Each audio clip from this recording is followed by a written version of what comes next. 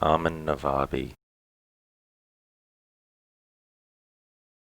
He has officially stated that he is no longer a Muslim. When he was a young boy, before he was 15, before the age of when you should know better, maybe 14 or 15 in the Quran, he decided to try to kill himself because he realized that the chances of him making it to heaven, to any degree of Muslim heaven, is very minimal, considering all the facts of life and all the ways that he's calculated in that you can or can't get into heaven. So he decided to tell us now that he tried to kill himself when he was a young boy to make sure that he could get into at least some kind of heaven, which is reserved for the Muslims who die before the age of 15, who may have made any kind of mistake that is forgivable only to someone who is before the age of 14 or 15. So Armin decided, rather than get to 15 years old and have no more chances, I'm going to get to heaven right now, because I can see what a human being is like, what it's most likely going to act like. I probably am not going to make it to heaven. I better get there right now. So he says he jumped out of a window and tried to die, but failed in his endeavour. Nowadays, he must be in his 30s, and he is popular on Pangburn Philosophy.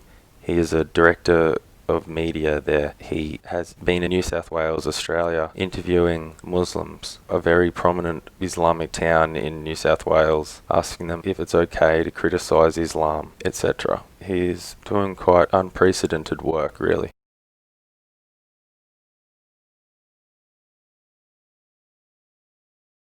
He has a lecture that he performed, recorded and put onto YouTube.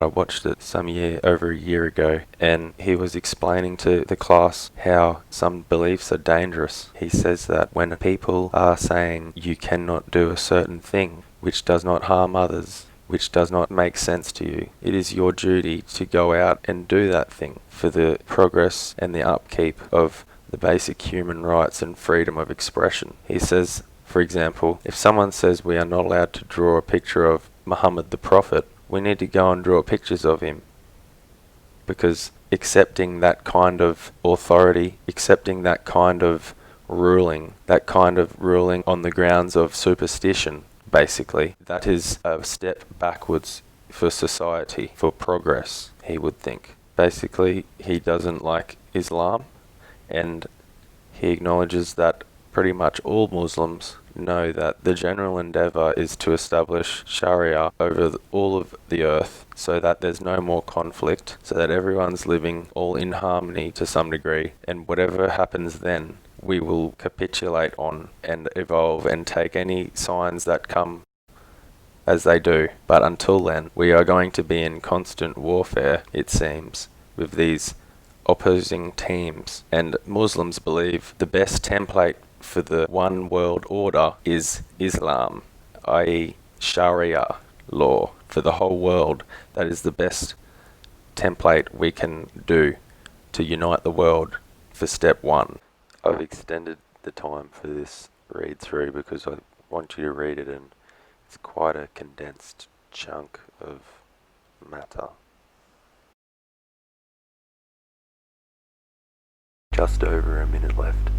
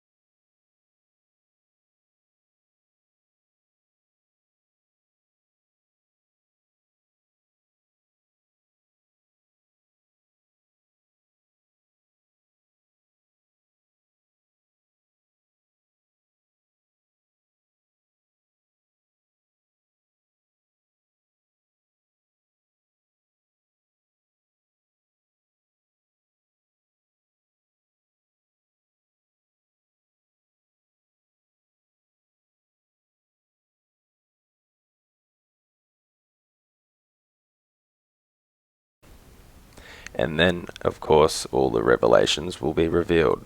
I think I can sympathise with the Muslim view, although I'm more feeling as though we are now at the time where we could say that everyone is living under Sharia law all at once, in one moment. I feel like the time is ripe enough now for us to interpret a new message from Allah, God, existence.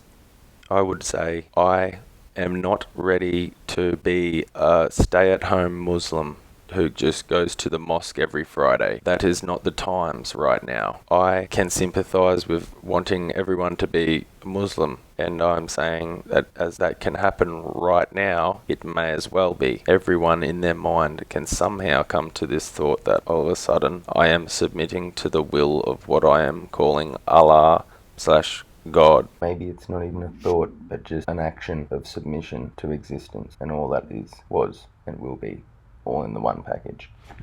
A kind of actionless action. The most famous spiritual guru by measure of followers per capita, whilst alive, to ever walk the earth on record, has basically said this is what meditation is.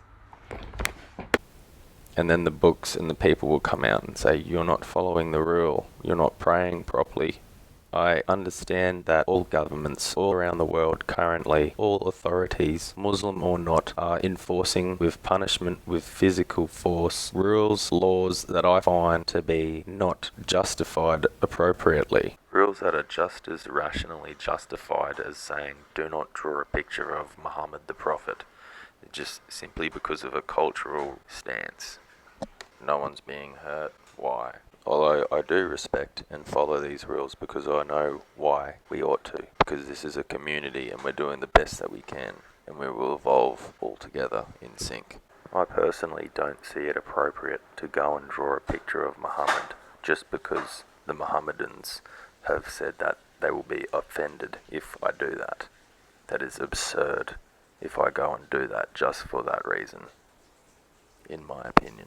And who knows, Allah may effect a revelation to come whereby we will build the most prestigious statue ever to be built on earth, and it will be all about Muhammad the Prophet sallallahu alaihi wasallam.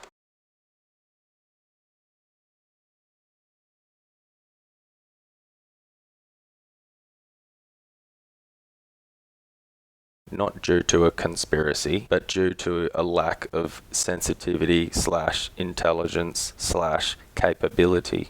I'm not convinced that anyone has a better system than Sharia or a worse system than Sharia.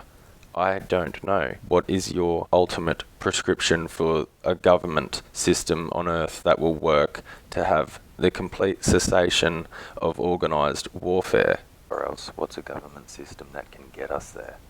What kind of social template could have that capability of cohesing the entire world into one group that is happy to work and evolve and labour together? Some say, well, many say it's Islam, and Armin Navabi wants to say, I will not be a Muslim, even if the whole world ends up being Muslim, and by that stage we're just going to have one homogenous government system all over earth if the whole world becomes Muslim. And Armin will be saying, I refuse to say that I am a part of your group, and we will be saying, well, you are the most dangerous organism on earth, the most dangerous species of organism on earth. We can't have you just wandering around because you could be smarter than all of us. Maybe you're making some kind of weapon or some robot that is going to trick our robots. We can't handle that. We need to know that you're with us. And he'll say, no, I don't want to be a Muslim because you're forcing me to be. And I say, well, I'm sorry, but it is such a very insignificant detail, that kind of thing. If you're not on our team, you're not on our team, we can't help you. And if you're out there, we can't afford to not have you in jail. As for disagreements in interpreting rule books or feelings or any of that kind of thing, that's a different matter. I'm not here to harm anybody, only work in the progress of our social evolution, our well-being. So Armin Navabi, he has given his class a lecture about all these people who want you to believe something just because if you don't, you'll get in trouble. There's not really much to it, it's just believe it. When he's saying this, he says, people are dangerous if they believe homosexuals should be killed. People are dangerous if they believe this or that, and there's no real tangible reason that the crime involves harming anybody in any indirect or direct way. So these people are dangerous. And then he says, he ventures to say all these people who believe things are dangerous, and then he gives an example from the modern day ideologies that have sprung up recently. And remember, you can only be deluded if you believe something. You cannot be deluded for disbelieving in a thing. You can be disillusioned, or you can be taught, or you can learn, but you can only be deluded if you believe X when really Y is the case. So he somehow makes this jump to this other kind of dynamic in an opposite way, but it's still has the same flavour, the same kind of look, but it runs an opposite grain. He says, you guys, do you believe vaccination saves lives? Do you? Does anyone here not believe vaccination saves lives? Because these are the exact people that are dangerous for society and that we need to rationally take action against. And he's pointing at students, calling them out. Do you believe vaccination saves lives? Do you? It's a simple question. Yes, okay, good. Yes. You. It's a simple question. Yes, okay, good. Now imagine if someone didn't believe vaccination saves lives. Now imagine, for real, if I was in that classroom and I said, Sir, I'm not convinced that I ought to believe vaccination saves lives. And then he says, well, here we have a perfect example of what I was just talking about. And why? Why don't you believe? Well, sir, the onus is on you to tell me why I should believe. I bet not one person in that classroom will have a better answer than because Edward Jenner and science and measles and polio and smallpox have been defeated. Smallpox has been defeated. Vaccination saves lives. Not one person will ever say on a lecture on YouTube that has over several thousand views, no one will ever say, sir, I'm not convinced because I want to see controlled experimental evidence that shows vaccination can lower the mortality rate before I believe that they save lives. I'm sorry. So he is portraying this exact kind of attitude.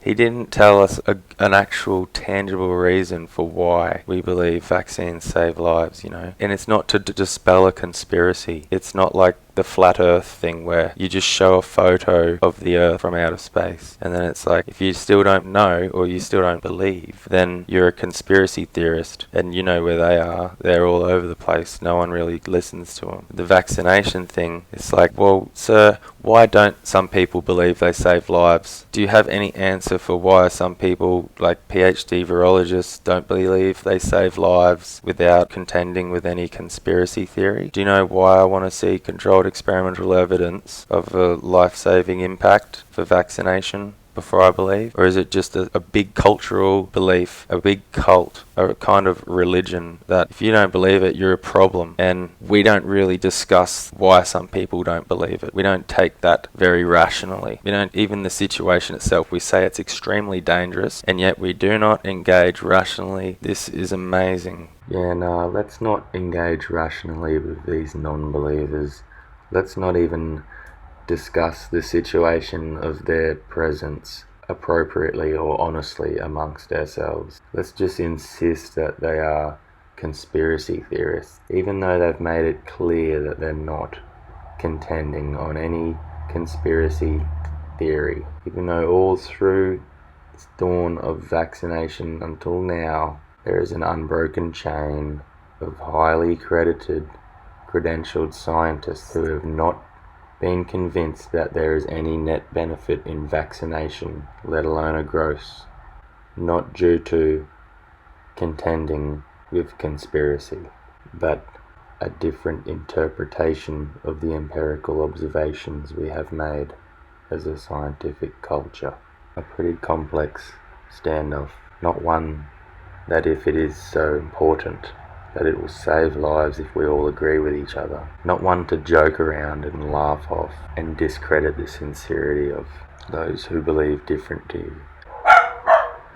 Not one to laugh it off and strawman the opposite perspective and say anti-vaxxers all started because they thought they were going to turn into cows, when in reality the man who first officially wrote down the mechanism of natural selection was arguing at the forefront of the debate that there is no net benefit at all and it is all a major delusion. Let's not take it seriously. The fact that most of these people think it's a conspiracy theory to not believe in vaccinations is weird. The fact that these people think that it in itself is a belief, like a kind of potential delusion to not believe in vaccination, is weird. The fact that Armin Navabi uses this as an example of dangerous beliefs in his talk about Islam is erroneous.